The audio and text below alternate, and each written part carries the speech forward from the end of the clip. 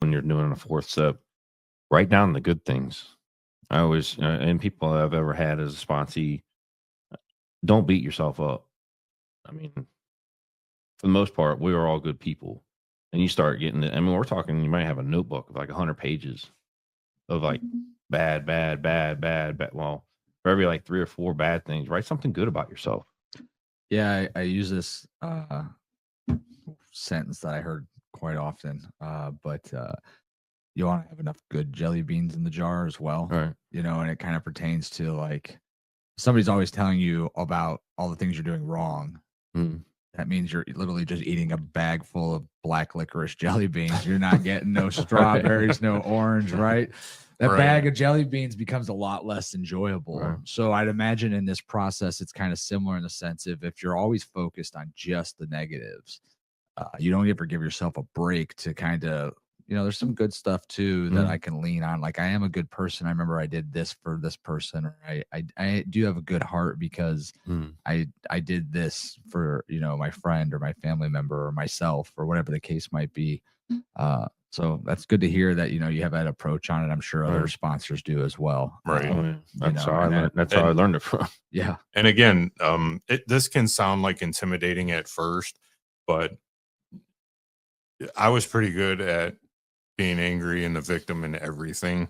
And once I started going, it just kind of it just took off. Yeah. Like it was very easy to, especially, once you get past the people, now it's, I'm mad at the government. I'm mad at the IRS. I'm mad at the bank. I'm mad at the electric company because they turned my lights off 6 times, because drinking was more important, and well, again, whose fault was that? I didn't pay the bill. They provided the service, So again, it gets, and again, you let go of all that and it actually becomes a relief where you're not laughing like it's funny, but it's like, look at what, I tried to blame everything when 90% of this was my own fault. If I would have just got out of my own way, it's just, it's incredible. The relief you have after it.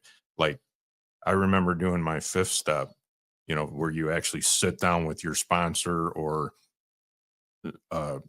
whoever you're going to confess to, a priest if you're going that route, or a pastor or whatever, and you're like white knuckling, and about halfway through you're like kind of relaxed, and then by the end you're just like, man, like you're drained because you're like after a great workout or a long run, you're just like, you just feel empty, like of all that burden, that boulder is gone, and the weight of the world is now off your shoulders, and you feel like a brand new person. It is amazing and an incredible experience. So what is that 5th step? So, What is specifically? Specifically, admitted to God, to ourselves, and to another human being, the exact nature of our wrongs. So, yeah, like what Ray was saying, just everything you did in step 4, pen to paper. Mine was fairly, at 9 months, I probably could have did it faster because I knew I was the root of all my problems. Like he was saying, like one of them was the judge of my last DUI case. Asshole. Yeah. Well, I picked it up in Cincinnati, and I was living in Medina, and I enrolled in programs up here and stuff. And this was in 2015. I didn't get sober till 2020. So I admitted my attorney's like, get in the outpatient programs, do this, be proactive. So I did all that, and I went to the judge, and they agreed with everything I was doing, but she never like ended my case. I never knew if I was going to have just a license suspension, if I had to do any jail time. And every month she continued it to the next month and to the next month. And I didn't have a license.